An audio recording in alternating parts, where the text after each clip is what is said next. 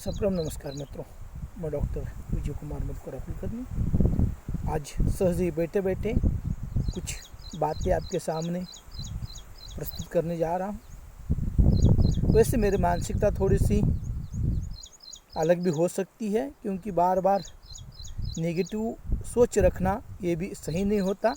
लेकिन कुछ समाज की सच्चाई ऐसी होती है जिसके कारण मन पटल पर कुछ बातें उमड़ सी जाती है और उसी के माध्यम से एक भावनात्मकता निर्माण होती है और उससे शायद लगता है कि हमें जो अनुभव आ रहे हैं वह समाज में कई लोगों को आते होंगे, तो उसे भी किसी न किसी पथ पर एक रास्ता मिल जाए, एक आवाज़ मिल जाए और एक नज़रिया मिल जाए। ये कोशिश इसी कारण जब कभी कुछ लिखने का मन करता है तो उसे कविता के माध्यम से कुछ शब्द टूटे फूटे भाषा में लिखने का प्रयास करता हूँ। अब समाज की स्थिति एक ऐसी सामने आ गई है, आ जाती है, चाहे वो मेरी खुद की मानसिकता भी हो सकती है। एकाध मनुष्य दूसरों से ईर्ष्या करता है, द्वेष करता है और उस द्वेष के कारण, उस ईर्ष्या के कारण उसके मन मस्तिष्क में ये बातें होती है कि यह व्यक्ति अपने से आगे नहीं चला जाना चाहिए, उसका रुतबा समाज में नहीं बढ़ना चाहिए और इसीलिए उसे बार बार बाधित करने का प्रयास किया जाता है। उसके अलग अलग तरीके होते हैं, अलग अलग ढंग होते हैं। कभी उसकी मानसिक शांति भंग करना, कभी उसके रास्ते पर कहीं ना कहीं इस तरह के कांटे बिछाना कि वह कुछ नहीं कर सकते। लेकिन ये कैसे व्यक्ति के साथ हो जाता है? जो व्यक्ति कमज़ोर है पद से, व्यवस्था से, जो आवाज़ उठाने के बाद भी उसकी आवाज़ कोई नहीं सुनता, या आर्थिक स्थिति से वो कमज़ोर है, समाज में किसी पद पर आसीन नहीं है, और तब ऐसे व्यक्ति को सबल व्यक्ति अपने अधिकार के माध्यम से कई बार दबाने का प्रयास करता है और उसकी बात झूठ होते हुए भी वो कितनी सही है तो दिखाने का प्रयास करता है। और उसमें वह उस मानसिकता में वह सफल इसलिए होता है कि उसके पास वो पद होता है, हौदा होता है और उसके जो रिलेशन होता है वह कोई नकारता नहीं है, ठुकराता नहीं है, क्योंकि उसके उस पद को देखकर उसे उसकी गलत बात भी सही मानी जाती है। लेकिन क्या किसी कमज़ोर पर अधिकार जमाना, उसके अधिकार छीन लेना, उसकी आवाज़ दबाना, उससे जलन रखना, जब व्यक्ति के, एक सफल व्यक्ति के मन में आ जाता है और वह व्यक्ति एक कमज़ोर व्यक्ति के साथ स्पर्धा करने लगता है, उसे रोकने का प्रयास किया जाता है, उसे उसके मकसद तक जाने नहीं देने का प्रयास किया जाता है, वास्तव में तभी वह व्यक्ति जिसके मन में ईर्ष्या है वहाँ पर वो हार जाता है, क्योंकि उसकी वैचारिकता एक कमज़ोर पर वार कर रही है। तो यह इंसानियत के नाते वो व्यक्ति वहीं पर हार गया है।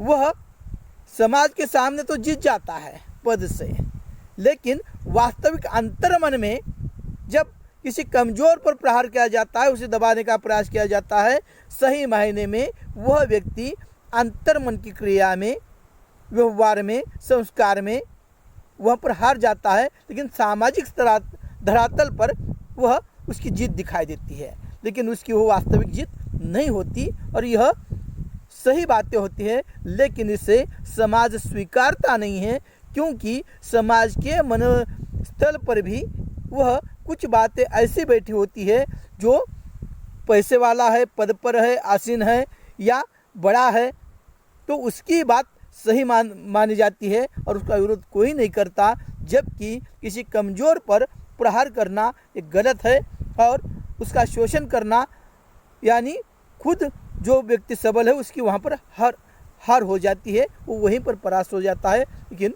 सामाजिक स्तर पर अगर वो जीत भी गया तो वास्तविक जीवन में वो कहीं ना कहीं हार जाता है, क्योंकि पैसा, शोहरत यही सब जीवन नहीं है। जीवन अपने विचारों की सुगंध आनी चाहिए, अपने कारण कई लोगों का भला होना चाहिए। दूसरा कोई व्यक्ति हमें देखता है तो उसके मन में खुशी आनी चाहिए, चेहरे पर हंसी आनी चाहिए, ये जीवन होना चाहिए। लेकिन इन जीवन को छोड़कर सिर्फ मन में जब कुंठा होती है, ईर्ष्या होती है, द्वेष होता है, तब ऐसे व्यक्ति का जीवन जीकर भी वहाँ पर सफल नहीं माना जाता है। वह खुद भी जलता है और दूसरों को भी तकलीफ देता है। जैसे गीली लकड़ी होती है तो जलती तो नहीं है लेकिन धुआं ज़्यादा करती है। और इस तरह के कई मानसिकता समाज में दिखाई देती है और यह कल्पना के माध्यम से आपके सामने प्रस्तुत करने जा रहा हूँ। उसे हम एक कल्पना के माध्यम से देखेंगे। और कई व्यक्ति ऐसे भी होते हैं जो सिर्फ कागजों की डिग्रियाँ रखते हैं, लेकिन कागजों की डिग्रियों पर मनुष्य का मूल्यांकन नहीं हो सकता। उसके अंक देखे जा सकते हैं लेकिन नैतिकता, मानवीयता ये उसके व्यवहार आचरण में दिखाई देती है और वह सफल जीवन है। सिर्फ यह कागजों की डिग्रियाँ लेकर जो मनुष्य वहाँ पर आगे बढ़ने का प्रयास करता है तो वह वास्तविक मनुष्य नहीं होता। लेकिन वह सभी लोग ऐसे हैं ऐसा नहीं होता। सभी लोग इसी मानसिकता, गलत मानसिकता की हो ऐसा नहीं होता। और इसलिए कई लोगों की मानसिकता होती है और एक सारी कल्पना पर आधारित बैठे बैठे आपके सामने पेश करने जा रहा हूँ। इसमें जो गलतियाँ हैं वो मैं खुद स्वीकारता हूँ। कविता इस तरह से है। किसी के संघर्षरत जीवन में तूने हंसते हंसते आग लगाई। किसी के संघर्षरत जीवन में तूने हंसते हंसते आग लगाई, फिर भी तू जी गया पद से हौदे से। फिर भी तू जी गया पद से हौदे से। तेरी चालबाजियों से दुनिया के नज़रों में तू बाजीगर बन गया। दुनिया के नज़रों में तू बाजीगर बन गया। अरे अपने गिरबान में भी देख जरा, अरे अपने गिरबान में भी देख जरा, तू क्या सच्चाई को जीत गया। अरे अपने गिरबान में भी देख जरा, क्या सच्चाई को तू जीत गया। डिग्रियाँ कागजों पर नहीं होती, डिग्रियाँ सिर्फ कागजों पर नहीं होती। शायद ये तू भूल गया, शायद ये तू भूल गया।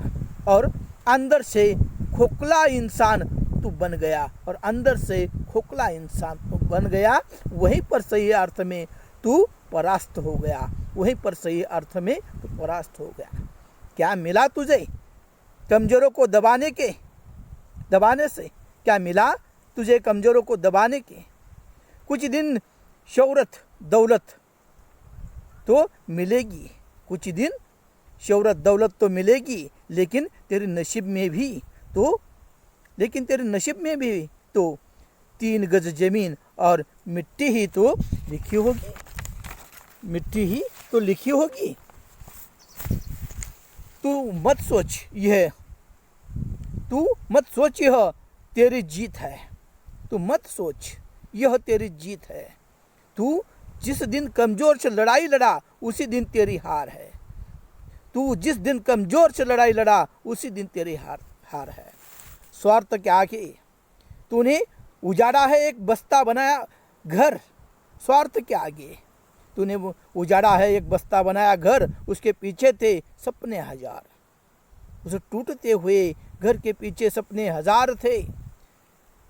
एक माँ का सपना उस संघर्षरत व्यक्ति के साथ जुड़ा था।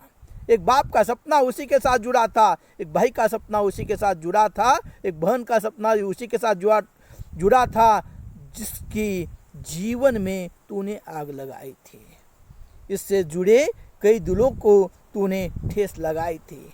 इससे जुड़े कई दिलों को तूने ठेस लगाई थी। किसी के सपने को तूने आग लगाई थी। किसी के सपने को तूने आग लगाई थी। 4 दिन का ये जीवन, 4 दिन का ये जीवन त्याग पर टिका है। लेकिन तुझ जैसे स्वार्थी को यह कब समझा है? धृतराष्ट्र जी नहीं पाया पांडवों को परेशान कर। धृतराष्ट्र भी जी नहीं पाया पांडवों को परेशान कर उसकी नीति की समाज में सच्चाई आ गई, उसकी नीतियों की समाज में सच्चाई आ गई, इसीलिए अपने साथ कुल को वह बर्बाद कर गई, इसीलिए अपने साथ कुल को बर्बाद कर गई। तू कर ले सितम, तू कर ले सितम, कोई परवाह नहीं, तू कर ले सितम, कोई परवाह नहीं, मैं जी लूँगा किसी तरह, पर तुझे रोटी के हर घास में बदबू आएगी।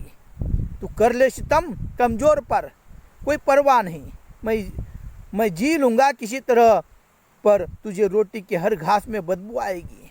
इसीलिए तेरी आत्मा खुद से ही कभी मिल नहीं पाएगी, इसीलिए तेरी आत्मा कभी खुद से ही मिल नहीं पाएगी।